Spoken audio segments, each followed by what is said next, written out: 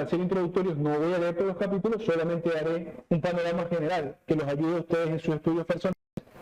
En el capítulo 2 de Josué, vemos que su contenido es uno de los datos más significativos de este libro, no solo porque es uno de los más populares, como ya veremos cuando mencione qué relato es, sino porque tiene unas implicaciones teológicas muy importantes de las cuales hablamos al final de estudiar ese capítulo 2. Y es el relato de los espías, de los dos espías que manda Josué a Jericó y de Rahab, la prostituta. Sucede que como la primera labor de operación de inteligencia militar que decide Josué que se tiene que hacer, él envió a dos espías para que hicieran reconocimiento en Jericó, porque recordarán que Jericó era una ciudad fortificada, era una ciudad amurallada, por lo tanto, en términos humanos iba a ser considerablemente difícil tomar esa ciudad, así que era prudente mandar espías para que vieran cómo se comportaba todo allá adentro, no para ver la tierra, ya eso había pasado. De hecho, Josué había sido uno de esos espías que habían visto qué tal era la tierra que Dios les había prometido, habían visto que era tierra que fluía en leche y miel, como dijeron ellos mismos. Pero en este caso ya era una operación militar. Entonces sucede que los espías, cuando fueron enviados allá, tuvieron la idea de ocultarse en la casa de una prostituta, de la que se dice en el texto que vivía en las murallas. ¿Qué sabemos que vivía en las murallas? Porque en una parte del texto veremos que cuando ella los escondió y luego los ayudó a escapar, descienden de la muralla. Dice que los ayuda a descender de la muralla. Esto no sonará raro, pero era normal, no solo en Jericó, sino en muchas ciudades fortificadas antiguas, que hubiera casas arriba, al lado, incluso dentro de la muralla en algunos segmentos. Esta mujer vivía en la muralla, probablemente porque era pobre. Estos eran lugares muy concurridos para gente pobre, era más fácil construir, ya había cimientos, ya había una estructura que pudiera acompañar la casa, etc. Entonces estos hombres tuvieron la idea de que cuando entraron a Jericó para hacer labores de espionaje, se hospedaron en esta casa de una prostituta, porque quizás, aunque no lo especifica el texto, pensaron que esto era adecuado para pasar desapercibido. Presumiblemente, al ser una prostituta, sabrán que a lo mejor la idea que tenemos en la actualidad de estas mujeres paradas en las calles y esto, de establecimientos dedicados a eso, esta gente que se dedicaba a tales labores, frecuentemente recibían gente en su casa. Entonces era posible que al ser tan concurrida la casa, ellos pensaran, bueno, allí vamos a pasar desapercibidos, no se darán cuenta de que somos espías, de que no somos de este lugar. Sin embargo, sabemos por el relato que sí se dieron cuenta que estaban allí. Que aunque intentaron ocultarse, los militares o los guardias de Jericó también eran astutos, se dieron cuenta, le dijeron al rey, mire que aquí hay gente de Israel, de entre los hijos de Israel, y el rey ordenó, como es lógico, que los capturaran. Ahora, ese evento de la captura, o ese evento de la orden de captura que da el rey para estos hombres, es el evento importante de esa parte del relato, porque es lo que da el momento para que Rahab muestre su carácter con respecto de esta escena. Esto es lo que da el momento para ver cómo una mujer que en todos los sentidos, y no es al azar que dijeran a qué se dedicaba ni dónde vivía, que en todos los sentidos era una mujer marginada y por supuesto una mujer pecadora, ahora iba a actuar de una manera que iba a ser ejemplificante para el futuro y para nosotros hoy incluso. Porque sabemos, y ahorita leeremos más específicamente, que esta mujer escondió espías para que no fueran atrapados. Si ellos fueron a esconderse en su casa no porque estuvieran confabulados por ella, sino por lo dicho anteriormente, porque era un lugar donde probablemente iban a pasar desapercibidos. Pero ella, sabiendo que los perseguían, entonces decidió esconderlos. Leamos Josué 2, del 1 al 9, donde tenemos la introducción al relato y lo que pasaba acá. Josué, hijo de Nun, envió desde Sitín 2 espías secretamente diciéndoles: andad a reconocer la tierra y a Jericó. Y ellos fueron y entraron en casa de una ramera que se llamaba Rahab. Y posaron allí. Y fue dado aviso al rey de Jericó, diciendo: he aquí que hombres de los hijos de Israel han venido aquí esta noche para espiar la tierra. Entonces el rey de Jericó envió a decir a Rahab: saca a los hombres que han venido a ti y han entrado a tu casa, porque han venido para espiar toda la tierra.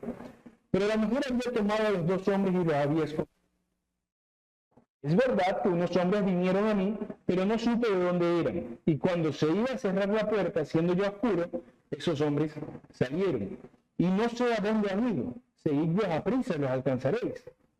Mas ella los había hecho subir al terrado y los había escondido entre los manojos de lino que tenía puestos en el terrado. Y los hombres fueron tras ellos por el camino del Jordán hasta los vados, y la puerta fue cerrada después que salieron los perseguidores.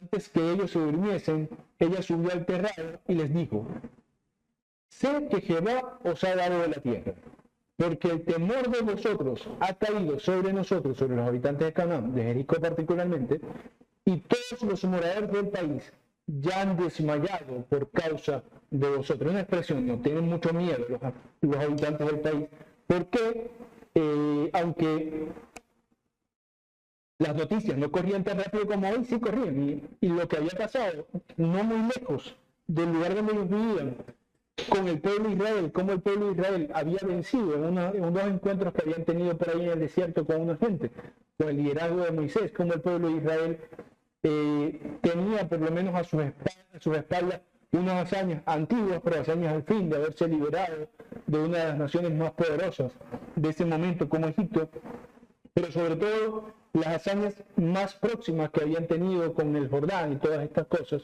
Esta mujer dice que todos temían, pero no solo dice eso, sino que cuando vemos que ella se propone ayudar a los espías, no lo hace solamente por una inclinación altruista, de ser una buena persona, porque quiere ayudar a las personas a que no los maten.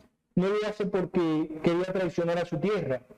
Tampoco lo hace solamente porque tenía miedo del poder de Dios, que podría ser una cosa que podríamos pensar, porque dice todo el país ha desmayado a causa de las proezas que sabemos que se han hecho por medio de Israel. Sino que ella hizo esto, ella escondió a los espías porque estaba persuadida del poder de Dios de Israel. No porque tenía miedo del poder de Dios de Israel, sino porque se había persuadido de la naturaleza de este Dios único, Dios verdadero, mediante, por supuesto, los testimonios de los milagros que eran sorprendentes. Ella misma declara en el verso 11 lo siguiente. Ella dice: Jehová vuestro Dios es Dios arriba en los cielos y abajo en la tierra. Lo cual no es solamente una declaración de la soberanía de Dios, ella no solamente está reconociendo, bueno, sí, su Dios es soberano sobre todo, sino que es, no sé si la primera, pero probablemente de las primeras declaraciones de fe que se ven en la Biblia por parte de alguien que profesa la conversión en el momento. Hemos visto fórmulas de declaraciones de fe prescritas por Dios para Israel, por ejemplo, oye Israel, Jehová tu Dios, Jehová uno es, pero no se trataba de una declaración de fe de un individuo que había alcanzado una conversión, sino más bien en el contexto de un pueblo que ya era pueblo divino. Pero yo creo que si no es la única, no es la primera, es de las primeras declaraciones de fe, y viene de una mujer bastante particular, una mujer no virtuosa, una mujer no santa, una mujer probablemente no docta, no muy estudiosa, pero una mujer que reconoció el poder de Dios, la naturaleza y la autoridad de Dios, y se convirtió al único Dios verdadero. Ya, a diferencia de sus conciudadanos, no solo temía a Dios, ya estaba convencida de que esa tierra era de los israelitas, porque se había convencido de que Jehová, el Dios de Israel, es Dios sobre los cielos y sobre la tierra. Es decir, que si él ha dispuesto algo sobre alguna cosa, esa disposición debe obedecerse, porque creyó en Dios. Y luego de esta declaración, Ra hizo un trato con los espías. Y eso lo vemos en el capítulo 2, los versos 12 y 14. Dice, Ra: os ruego pues ahora que me juréis por Jehová, que como he hecho misericordia con vosotros, así la haréis vosotros en la casa de mi padre, de lo cual me daréis una señal segura. y que salvéis la vida a mi padre y a mi madre, a mis hermanos y hermanas, y todo lo que es suyo, y que liberaréis nuestras vidas de la muerte. Porque Rahab estaba segura de que ellos iban a vencer en esta conquista, entonces decía, bueno, así como yo los ayudé a que no los mataran, ayúdenme ustedes. Fíjense la respuesta que le dan los espías a Rahab. Ellos le respondieron, nuestra vida responderá por la vuestra. Si no denunciaron este asunto nuestro, o sea, si no los acusan con el rey y tal, y cuando Jehová nos haya dado la tierra, nosotros haremos contigo misericordia y verdad. Ahora, hermanos, esta historia no es significativa solo por la buena acción de la mujer con respecto a los espías, sino que nos muestra una vez más, y esta es la razón teológica importante que mencionaba al principio, de una forma gráfica y para muchos quizás escandalosa, cómo es que Dios verdaderamente cubre multitud de pecados. Esto es un ejemplo que vemos en Rahab. Esta mujer pedía misericordia para su vida y la vida de su familia, pedía que no los mataran, pedía un beneficio físico. Pero ese día recibió un beneficio no solo físico que recibiría en la conquista para que no los mataran, sino que recibió el beneficio del alma, de la salvación, porque creyó, a pesar de toda su condición anterior y de la declaración moral en la que vivía, en esa magnífica declaración que reconoce que Dios es Señor, arriba en los cielos y debajo en la tierra, creyó en Dios. Rahab, entonces, es un ejemplo de cómo Dios desde siempre había planeado que su pueblo sería de todas partes, porque, como notarán, Rahab no era una judía, Rahab era gentil, no solo gentil, era de Canaán, era de los enemigos de Israel. Pero ya con esta pequeña conversión y con otras que suceden en las Escrituras, de gente que no forma parte del pueblo de Israel, Dios desde siempre había avisado lo que en el Nuevo Testamento ya sabemos que pasó, que su pueblo era uno tal que se formaba de toda etnia y de toda nación. Esta mujer, además de ser limpiada por Dios, no solo había sido salvada, no solo sería protegida luego de la invasión de Israel, sino que fue honrada con una de las mayores honras que podría decir alguien que tiene. Ella fue honrada con ser parte del linaje de Jesucristo. Ella es una de las ascendientes de Jesucristo.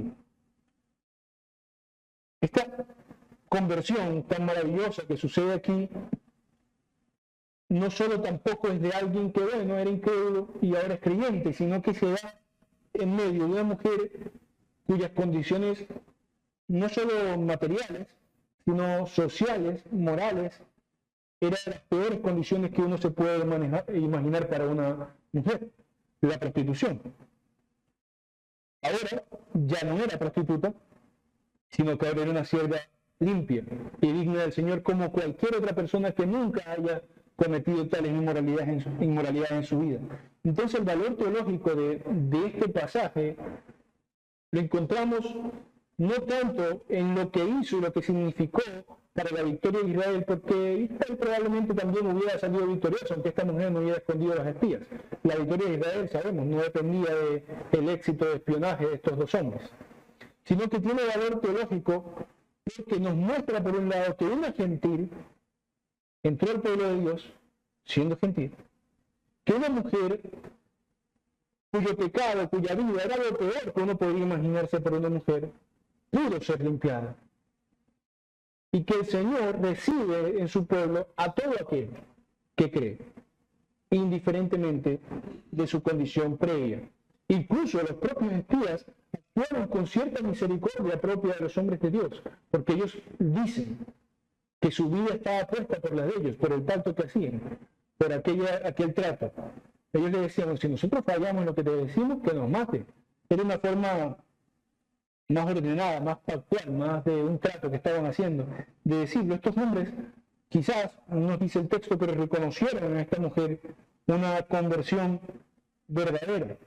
Y esto, por supuesto, no es una impresión mía, porque alguno pensará, bueno, aquí ya declara eso, pero quién sabe si fue una declaración como la de los magos del faraón, no, que ahora sabemos que tu Dios es Dios. Quizás una declaración así, sin ninguna clase de peso. pero no parece ser el caso. Yo creo que realmente hubo una conversión genuina, no solo por lo que pasa, que fueron salvados. Y ustedes sabrán que en el Antiguo Testamento normalmente la salvación y la liberación físicas se asocian con la salvación y la liberación espiritual. Son una forma para ese mundo antiguo de Dios en la que muestra a la gente que los acompaña. No solo me hacen intuir que fue salvada su declaración y el hecho de que fuera salvada de la muerte en la conquista, sino que el autor de Hebreos dice en Hebreos 11:31, por la fe, Rahab la ramera no pereció juntamente con los desobedientes, habiendo recibido a los espías en paz. Que no pereció juntamente con los otros en la conquista es claro, pero además los llama con los desobedientes y dice que esto fue por la fe.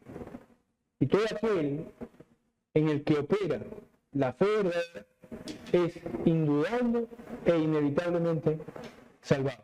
Esta mujer esboza el arquetipo de lo que es el pecador. No tiene ningún vínculo con Dios, no se parece en nada al pueblo que uno ve como santo, no tiene ninguna cualidad moral que la resalte para ser escogida, no ha hecho nada para ello según los estándares de este mundo, incluso los estándares de virtud que cualquiera podría tener, pero una despreciada, y aún así Dios, cuando ejerce la fe, la salvó. Y ese es el valor teológico de Rahab, que cualquier pecador puede identificarse con esto, porque no hay nada tan grande como para separarnos del amor de Cristo a aquel que cree. Y finalmente, para pasar al siguiente capítulo, vemos cómo los espías le dan a Rahab ciertas instrucciones para que no muriera en la invasión. Recuerden que ella les dice que le den alguna señal, ¿no? Dice, bueno, cuando nosotros vengamos a invadir, tú colgarás un cordón rojo en tu ventana y nadie saldrá de ahí. Ojo, que si alguien sale y lo matan, no es culpa nuestra. Ustedes se quedan ahí. O sea, también es una prueba de confianza, ¿no? Porque obviamente en una situación de guerra, quizás la gente quiera huir. Le digo, no huyan, quédense ahí adentro. Si ustedes se quedan adentro, nadie morirá. Entonces así termina con ese trato y con los espías volviendo a Josué para contarle lo que habían visto, pero sobre todo, gracias al relato de esta mujer gentil, de cómo todo el país estaba consternado y temía al Dios de Israel, estos espías regresan confiados y le dicen a Josué, el Señor nos ha dado la tierra. Ese es el mensaje que dan a Josué. No tanto por dónde podían entrar, por dónde tenían menos guardia, qué puertas eran más débiles. Eso no fue el reporte de los espías, que se esperaría el reporte militar, ¿no? Su reporte fue, el Señor nos ha dado esa tierra. Por lo que Josué en el capítulo 3 le pide al pueblo que se prepare espiritualmente. Él le dice al pueblo que se santifique, porque mañana Dios iba a hacer grandes cosas, iba a hacer maravillas en medio de ellos. Ahora empezarían su camino hacia Jericó, en el cual tendrían que atravesar el río Jordán. Y esto era una tarea, por supuesto, que Dios utilizaría a su favor para mostrar ante el pueblo que estaba con Josué como estaba con Moisés. Recuerda que él mostró que estaba con Moisés mediante ciertos prodigios y señales, y ahora él iba a hacer lo mismo para que el pueblo ya tuviera toda seguridad. Aunque ya, cuando Moisés había dicho que iba a suceder este traspaso de liderazgo, el pueblo había aceptado. Pero bueno, Dios tenía que mostrar de una forma visible que el liderazgo de Josué sería como el liderazgo de Moisés, un liderazgo que no se basaba en las capacidades estratégicas de Josué, sino en el Dios que lo acompañaba. Ahora, ellos no atravesarían el río ni nadando, ni hasta la mitad del cuerpo caminando sumergidos, sino que Dios les dio algunas instrucciones por medio de Josué de lo que debían hacer y para que quedara claro el milagro que iba a suceder. Los sacerdotes tendrían que llevar el arca del pacto, pararse sobre el agua, hundir obviamente sus pies en el agua, y cuando ellos sumergieron sus pies en el agua, Dios partiría el Jordán para que todo el pueblo pasara. Y así fue lo que hicieron los sacerdotes. Veamos el relato en Josué 3, 14 al 17. Josué 3, 14 al 17. Dice: y aconteció cuando partió el pueblo de sus tiendas para pasar el Jordán, con los sacerdotes delante del pueblo, caminando hacia el Jordán, llevando el arca del pacto. Cuando los que llevaron el arca del pacto entraron en el Jordán y los pies de los sacerdotes que llevaban el arca fueron mojados a la orilla del agua, porque el Jordán suele desbordarse por todas sus orillas todo el tiempo de la siega, las aguas que venían de arriba, pues un río, ¿no? Las aguas que venían de arriba se detuvieron como un montón bien lejos. Imagínense la escena, es como si alguna pared invisible detuviera el flujo del río. Por lo tanto, el agua que ya venía corriendo continuó, no vino más agua corriendo y el espacio en el que ellos estaban había quedado seco. Como en un montón bien lejos de la ciudad de Adán, que está al lado de Zaretán, y las que descendían al mar del Arabá, al mar salado, se acabaron, porque ya no hubo más flujo, y fueron divididas, y el pueblo pasó en dirección de Jericó. Verso 17, mas los sacerdotes que llevaron el arca del pacto de Jehová estuvieron en seco firmes en medio del Jordán, hasta que todo el pueblo iba pasando. Y todo Israel pasó en seco. Entonces, la escena es, estos hombres mojan sus pies con el arca en mano, el río se detiene como una especie de pared invisible a un lado, por lo tanto el flujo del otro lado se seca y ellos se quedan parados en medio de la tierra seca del río, mientras todos pasan y ellos continúan allí parados. Y este evento milagroso fue, tanto como mencionamos, una confirmación del ministerio de Josué, o sea, que Dios acompañaba a Josué, como un recordatorio para Israel, de modo que pudieran descansar en que Dios era por el cual ellos estaban emprendiendo esta batalla que en términos humanos hubiera sido una locura. Un pueblo que vivía nómadamente, en tiendas, iba a emprender una batalla contra una gente que vivía asentada dentro de murallas y preparada para la guerra. Pero Israel en sentido estricto no tenía ejército. Tendría ejército en un futuro con el reinado y todo eso, pero Israel en este momento no tenía un ejército. Tenía un grupo de hombres fieles al Señor, que si el Señor le decía toma espada, y pelea, iba a hacerlo.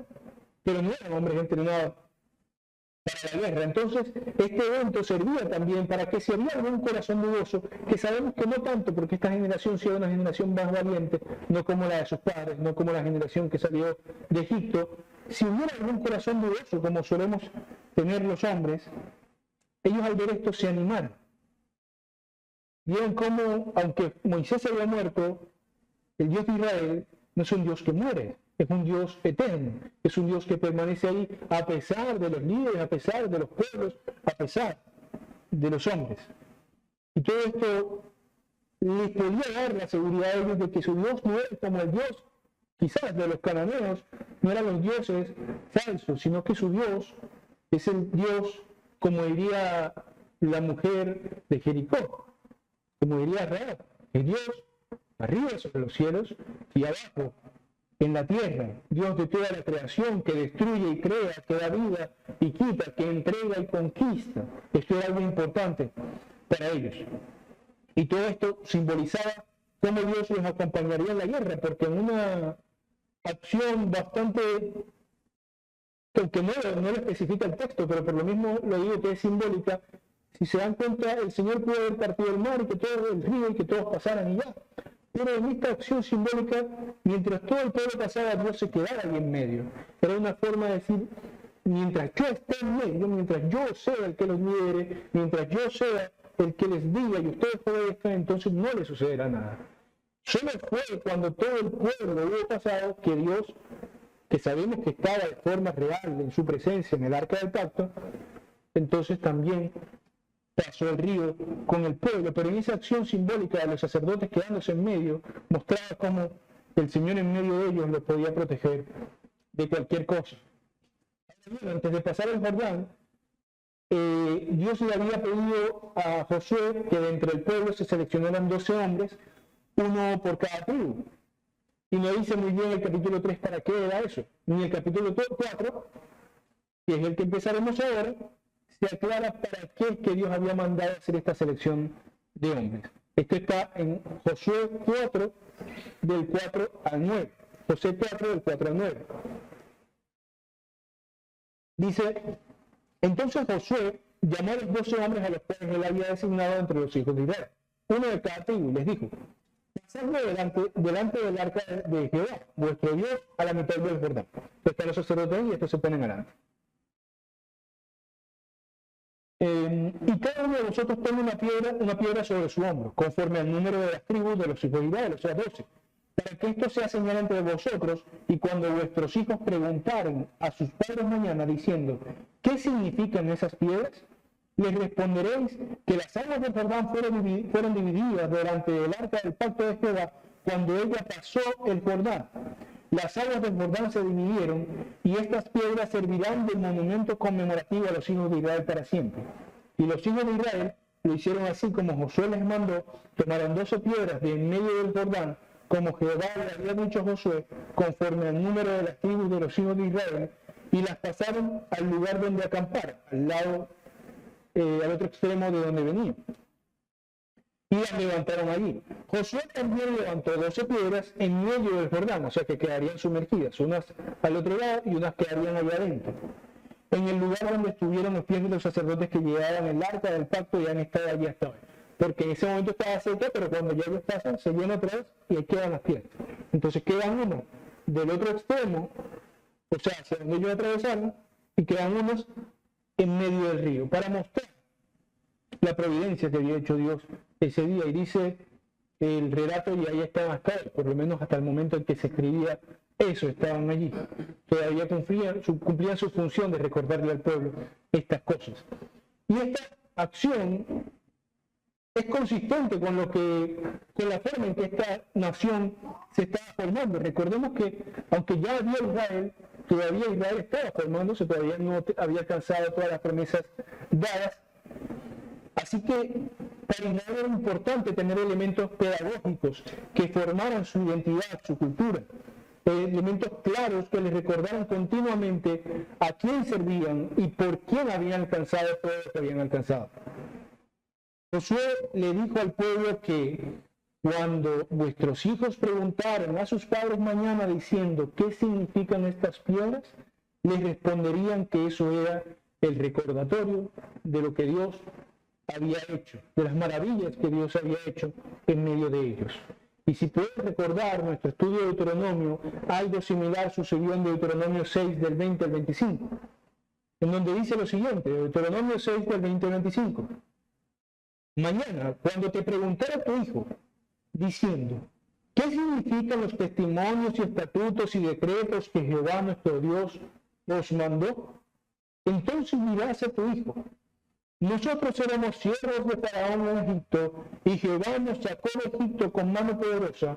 Jehová hizo señales y milagros grandes y terribles en Egipto, sobre Faraón y sobre su casa, delante de nuestros ojos, y nos sacó de allá para traernos y darnos la tierra que juró a nuestros padres. Y nos mandó Jehová que cumplamos todos estos estatutos y que temamos a Jehová nuestro Dios, para que nos vaya bien todos los días y para que nos conserve la vida como hasta hoy. Y tendremos justicia cuando cuidemos de poner por obra todos estos mandamientos delante de Jehová como Dios, nuestro Dios, como Él nos ha mandado. Este comportamiento era común a lo que Dios quería formar en el pueblo de Israel. No solo entregarle sus promesas, sino cuidar de que el corazón perezoso y egoísta del hombre no se fuera a olvidar de por qué tenían lo que tenían, de a quién le debían las cosas, y que el que las daba era mayor que las cosas mismas. La liberación de la esclavitud de Israel en Egipto no solo es grande porque se liberaron de una opresión, sino que es grande porque esta liberación no fue por mano de hombre, sino por mano divina, porque esa liberación significaba que ellos eran pueblo de Dios. Entonces, este ejemplo que nos dan los israelitas debería ser por lo menos llamativo para nosotros, para que veamos la utilidad de los símbolos y los recordatorios, especialmente los que el Señor nos ha permitido la dicha de ser padres. Debemos buscar en nuestras casas elementos en nuestra vida diaria que fomenten la curiosidad de nuestros hijos. por las cosas del Señor. Que mi hijo o mi hija pueda preguntarme, papá, ¿por qué llevas esa cruz en el pecho, por ejemplo? Lo que podría ser un accesorio cualquiera puede ser un momento para que el niño se preocupe, se interese por las cosas de Dios. Y cuando me pregunte, papá, ¿por qué llevas esa cruz en el pecho? Yo diga, para recordar que Dios, habiéndose hecho carne, vino y murió como un vil malhechor en la peor muerte que había en esa época. Murió como debimos morir nosotros, pero habiendo muerto, se levantó al tercer día para nuestra justificación, ascendió a los cielos y vendrá en gloria. De una pregunta simple, ¿puedo yo enseñarle a mi hijo la devoción? No solo la doctrina, sino la devoción. Son dos cosas distintas. Alguien puede aprender doctrina sin tener devoción en su alma. Alguien puede conocer las declaraciones históricas del cristianismo sin ser un devoto, sin amar a Dios. Y todas estas prácticas que tenía el pueblo producían en ellos devoción al Señor. Por ejemplo, hay prácticas que nosotros no tenemos, ni digo que deberíamos tener, pero que son cuanto menos curiosas en algunas iglesias. Sabrán que la iglesia, por ejemplo, ortodoxa, tiene la costumbre de tener inciensos. Y esa exposición al incienso, de alguna forma, genera en el recinto la idea de un lugar distinto. La idea de que al pasar la puerta he pasado alguna especie de velo invisible que separa lo mundano de lo santo. Repito, no digo que deberíamos hacer eso. Lo que quiero decir es que estas cosas que hizo Israel, como por ejemplo poner estas piedras, que no eran más que piedras, cuyo objetivo era que cuando el niño curioso preguntara, ¿por qué estas piedras están aquí?, pudieran decirle, porque Dios, nuestro Dios, que nos liberó de Egipto, también separó las aguas del Jordán para que pasáramos por tierra seca y tuviéramos confiadamente la seguridad de que íbamos a conquistar la tierra que Él nos había prometido. Entonces todos estos elementos pedagógicos en medio de todo ayudaron a Israel a mantener una identidad sólida con respecto a sus orígenes y nos pueden servir a nosotros estas formas de actuar para, si se quiere, heredar a nuestros hijos nuestra fe, que es lo mejor que podemos heredarle, más que riquezas o cualquier otra cosa. La mejor herencia que podemos dar a nuestros hijos es la fe de nuestro Señor, porque es la que da vida en abundancia, no para acá, para ahora, sino para siempre. Finalmente el capítulo 4 termina diciendo cómo cuando los sacerdotes cruzaron y llevaron el arca con ellos, el río se llenó nuevamente, como un sello asombroso del milagro que acababa de ocurrir, como para que quedara claro que lo que había pasado no era alguna especie de fenómeno natural extraño, sino que literalmente estaba detenida el agua por Dios. Tan pronto pasaron, se llenó el río. No fue un fenómeno de la naturaleza, sino un milagro claro, evidente. Por último, en el capítulo 5, Dios le ordena a Josué que circuncida al pueblo, porque por alguna razón que no conocemos, pero que podemos intuir, durante el peregrinaje del pueblo, los nacidos en el desierto no fueron circuncidados. Estaban en desobediencia. Una raya más para las grandes desobediencias de Israel. La gente estaba desobedeciendo el pacto de la circuncisión. Ahora, el Señor le manda a Josué particularmente que haga ciertos instrumentos afilados para que circunciden a todo el pueblo ese antes de conquistar Canaán, de conquistar Jericó. Y esto es importante porque esto implica una renovación del pacto. Es una forma de decirle a Dios, a pesar de la rebeldía de ustedes tan continuada y persistente, yo sigo siendo su Dios, ustedes siguen siendo mi pueblo, circuncídense. Hagan las cosas bien. Renovó el pacto con el pueblo, de modo que Dios aprobaba a este pueblo, a diferencia de sus padres, a los que desechó y perecieron en el desierto. Incluso a los que mató con plaga en el momento de la adoración. Recuerden que el autor de Hebreos recuerda este ejemplo, esta muerte con miedo. Pablo, si no recuerdo mal, es en Corintios, que recuerda esta muerte con miedo, que manda a los cristianos a tener cuidado de las cosas santas. No sea que nos pase como al pueblo de Israel, ¿no? Que perecieron en el momento por no tener cuidado de las cosas santas. Entonces, el Señor los manda a circuncidar como una forma de aprobar nuevamente hasta el pueblo, como una forma de decirles: son mi pueblo, les entregaré lo que les había prometido, que es la tierra, pero además como una forma de prepararse en santidad, porque si este pueblo santo iba a entrar en una guerra santa para conquistar la tierra que el Señor les había dado, tenían que entrar guardando la ley, no como incircuncisos.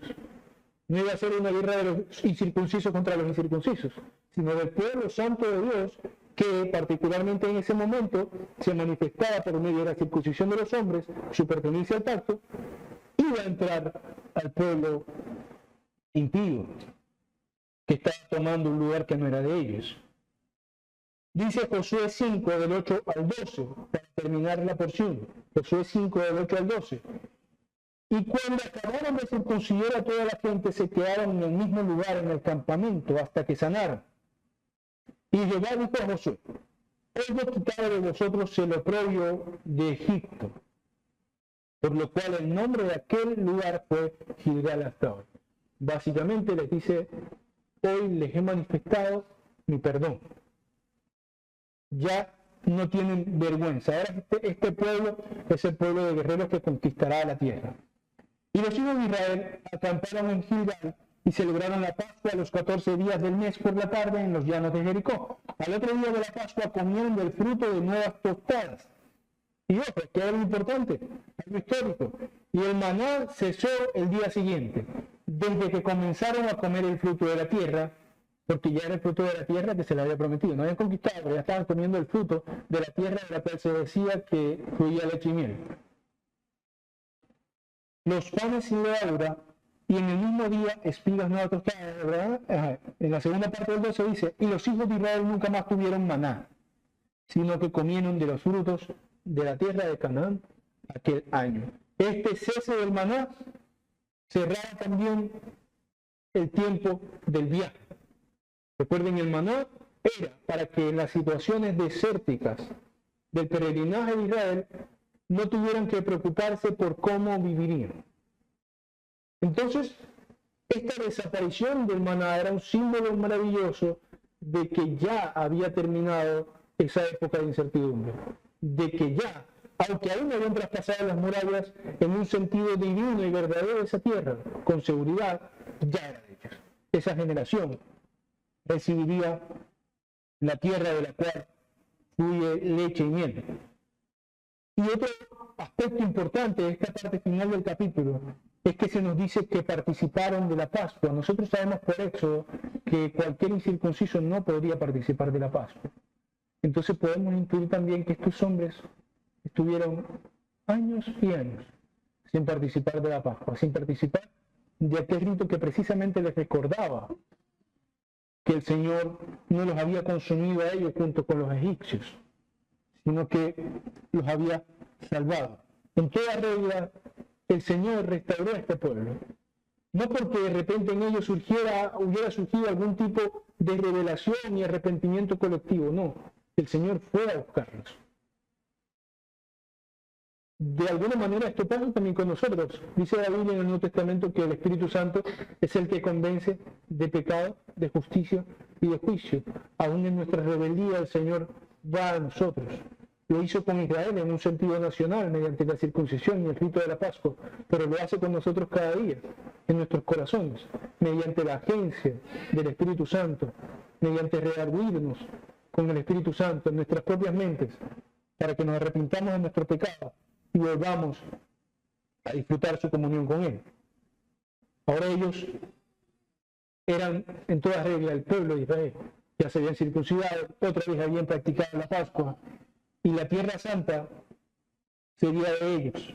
Y es Tierra Santa no tanto porque fluyera leche y miel, como dicen ellos, ni porque fuera grande y próspera, ni porque fuera simplemente la tierra prometida, sino porque ese lugar iba a ser la cuna, no particularmente Jericó, sino toda esta tierra, Iba a ser la cuna del Salvador.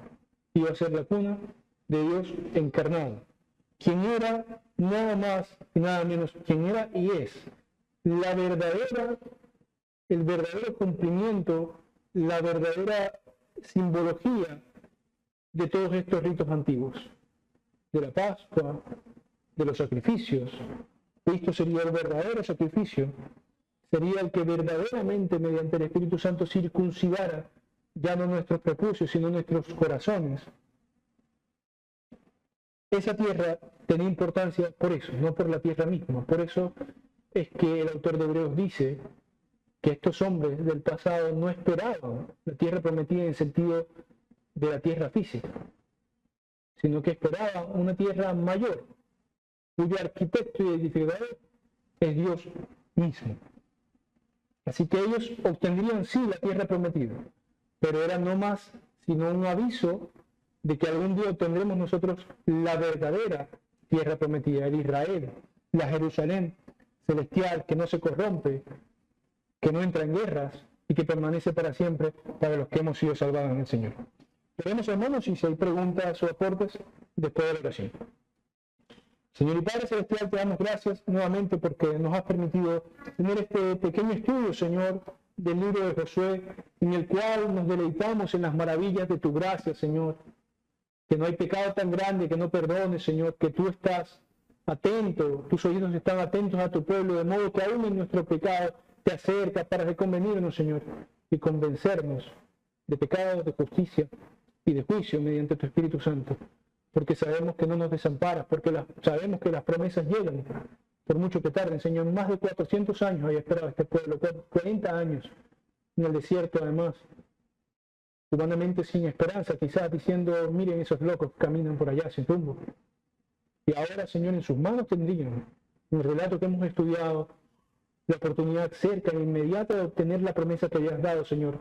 A la misma manera de que la tenemos hoy, Señor. No sabemos cuándo será el día de tu venida, pero tenemos la seguridad, como aquellos espías, Señor, que le dijeron a Josué, la tierra nos la ha dado Dios, aunque aún no la tenían. Nosotros podemos decir, Señor, ya habitamos en Jerusalén. Jerusalén es nuestra, la Jerusalén celestial. La salvación es nuestra, Señor, eterna para siempre, Señor, aunque estemos en este mundo.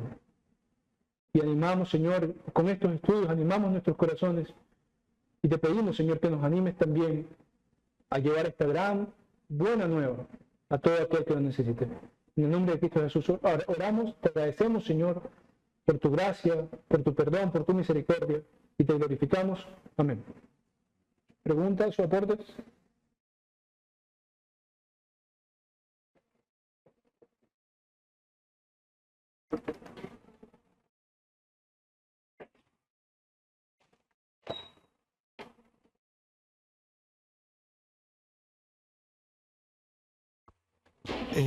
Buenos días, iglesia, Dios me lo bendiga grandemente. Bueno, mi hermano, más que pregunta, aportes. Viendo toda esa escuela, nos damos cuenta de que primero el Señor había hecho una promesa. Esa mujer que no es distinta a nosotros hoy en día, o no era distinta, pues independientemente lo que ella era. Vemos que el Señor había prometido que de todas las naciones sería el pueblo de él, como estrellas en el cielo, como granos de arenas en las playas. Entonces ahí vemos lo que el Señor ya había prometido. Y también veo, mi hermano, que el hombre hasta no ver, no creer, incluso nosotros los creyentes. No es distinto a lo que pasó con el apóstol cuando decía, no, que no es Jesús, que nos muestre las señales. El apóstol era, no fue Tomás, no me acuerdo ahorita. Y cuando meta mis dedos, Tomás. Bueno. Y entonces Tomás le tocó de ver lo que el Señor. Y vemos también donde el Señor va a hacer cumplir lo que también ya había prometido, a pasar el pueblo de Israel después que lo pasó por el mar, por el río. O sea, tenía que verse, para Dios lo sabe todo. Y seguramente usted decía, y es cierto, o sea, había gente que de pronto su corazón, hasta no ver, no creer. Entonces, para que se dieran cuenta ese pueblo que no era, en ese caso Josué, era Dios el que estaba con ellos ahí. También hace esa gran, que ya todos vimos, esa gran hazaña que pasó ahí para nosotros, hazaña, pues ver partir el río, un río que viene de bajada corriendo y detenerse.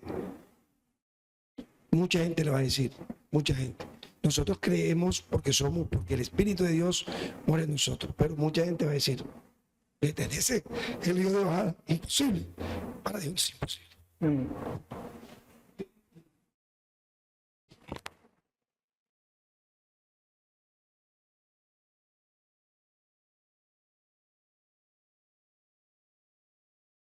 Buenos días, amada iglesia. Hay algo que debemos tener presente con respecto a Rahab, como decía el hermano Vincent y después lo mencionó el hermano Manuel. Lo primero es que no era alguien del pueblo de Israel como tal, era una persona gentil. Adicional a eso, estaba en una condición de pecado aún mayor porque era ramera. Sin embargo, cuando nosotros leemos el libro de Mateo, en el capítulo 1, encontramos nuevamente a Rahab, y ya no solo por lo que hizo con los espías, sino porque estaba dentro de la descendencia de nuestro Señor Jesucristo. Miren hasta dónde muestra el Señor su amor y misericordia para con toda la tierra, no solo con el pueblo que se hacía conocer, o se dio a conocer como el pueblo escogido. Vemos a Rahab y luego vemos a Ruth, dos mujeres gentiles dentro de la descendencia de nuestro Señor Jesucristo, mostrando que el pueblo del Señor, ese Israel celestial, somos todos los que creemos. Y esta mujer, como tú muy bien lo decías, podríamos decir que es una de las primeras conversiones que se muestra en el Antiguo Testamento, porque fue alguien que creyó en el Señor, fue alguien que no había escuchado viva voz hablar a los profetas de pronto de frente, pero sí conocía lo que los otros pueblos sabían con respecto al pueblo de Israel, y aún así creyó en el Señor, creyó en estos hombres que le prometieron que si ella ponía o cumplía con poner el lazo rojo y quedarse dentro de la casa, pues el Señor no permitiría que nadie le hiciera daño. Entonces aquí podemos apreciar la misericordia del Señor para con nosotros los gentiles y cómo el Señor escoge a quien a Él le place. No, yo creo que para los israelitas, para los judíos en ese momento, sería algo como que demasiado extraño que una mujer siendo prostituta y siendo gentil haya creído en Dios. Porque para nosotros hoy puede que de pronto sea un poco más aceptable o más comprensible, pero para ellos en ese momento sería algo de rechazar. Por la condición de ella, pues no debía ser el israelita que la aceptara. Sin embargo, el Señor hace cosas tan maravillosas que son para su gloria solamente. Entonces sí quería hacer esa anotación y mirar cómo el Señor preserva a los suyos, y preserva su palabra, porque Él cumplió la promesa que dio. Entonces esa era la parte que quería hacer.